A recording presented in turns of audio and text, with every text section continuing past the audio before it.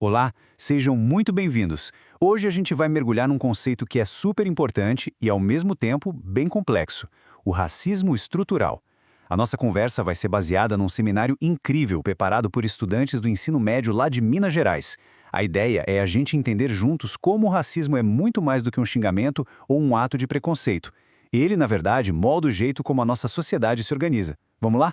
Então, vamos lá. Para a gente conseguir entender o que é o estrutural, primeiro a gente precisa dar um passo atrás e alinhar o básico, né? O que a maioria das pessoas pensa quando ouve a palavra racismo. Pois é, essa é a ideia que vem na cabeça de quase todo mundo, né? O racismo como uma agressão direta. Sabe, um xingamento, uma piada de mau gosto, alguém sendo barrado em algum lugar. São esses atos isolados, de pessoa para pessoa. Só que, gente, isso é só a pontinha do iceberg. A história é bem maior. E olha que sacada genial é essa de um estudante do ensino médio, o Levin Imburana.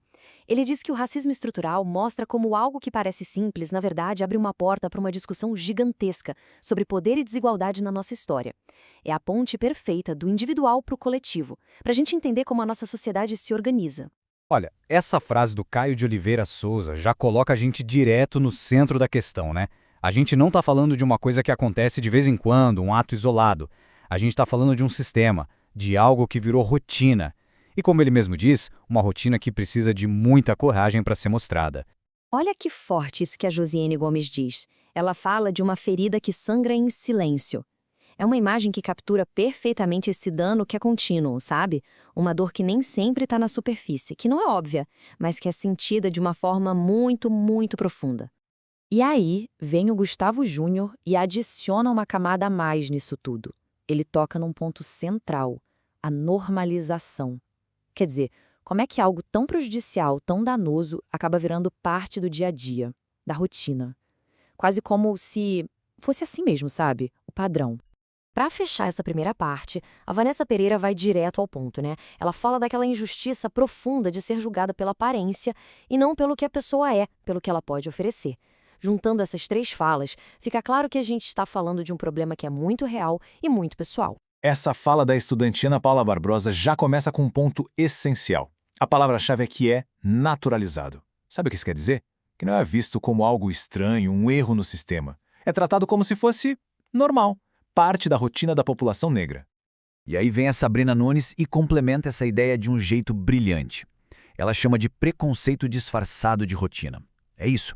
Fica tão embutido nos processos, nos hábitos das nossas instituições, que a gente mal percebe, fica invisível. E é exatamente aí que entra a fala do professor Elias Martins. Ele diz que a força, a potência disso tudo está justamente na invisibilidade. A falta de consciência, reconhecimento, ou seja, o sistema opera muitas vezes sem que as pessoas se deem conta. E isso, claro, torna tudo muito mais difícil de combater. Então, o pulo do gato é entender essa diferença aqui. De um lado tem o racismo que a gente mais comenta, que é o individual, o ato direto, a ofensa. Mas do outro lado, e é aqui que o debate aprofunda, tem o racismo estrutural. Ele não é um ato, ele é o próprio sistema, a engrenagem que faz a desigualdade racial continuar girando. Beleza, agora que a gente já separou uma coisa da outra, vamos mergulhar de vez na definição. O que, afinal de contas, é o racismo estrutural? A definição formal ajuda a gente a entender. Olha só, é um sistema. A palavra-chave aqui é sistema. Não estamos falando de atitudes individuais, de uma pessoa específica sendo racista. O foco é em como as instituições, no seu funcionamento normal, do dia a dia, acabam produzindo resultados racistas, mesmo que não seja de propósito, entende? Para deixar isso mais claro, o nosso material de referência traz uma analogia que é ótima. Pensa no esqueleto de um prédio. Normalmente a gente não vê o esqueleto, ele está lá dentro das paredes. Mas é ele que dá toda a forma, toda a sustentação para o edifício. Essa ideia do esqueleto se aplica perfeitamente à sociedade. Ele é a base, o alicerce, as colunas. É ele que organiza tudo. As escolas, o governo, a economia. Ele molda o que a gente considera normal, os nossos valores, como o poder é distribuído. O ponto crucial aqui é, isso não é uma falha no sistema, isso é o sistema. Uma organização que, historicamente, acabou favorecendo certos grupos em detrimento de outros. Essa analogia do esqueleto invisível é perfeita. Pensa só, o esqueleto a gente não vê, mas é ele que dá forma e sustenta o corpo todo. Na sociedade é a mesma coisa. Essa base invisível que está na economia, na política, na cultura, é ela que organiza os grupos e, no fim das contas, decide quem vai ter mais poder e quem não vai. Ok, para a gente entender isso na prática, vamos olhar para 3 características-chave. Primeiro, ele é sistemático, ou seja, não é um bug no sistema, sabe? É como o sistema foi desenhado desde o começo, com raízes lá na história. Segundo, ele está presente no cotidiano, nas piadas e expressões que a gente usa sem nem pensar. E por último, ele é institucional. Está lá, escrito nas regras do jogo, seja na saúde, na educação ou na justiça. Tá bom, mas como isso aparece no dia a dia, na vida real? Chega de teoria, né?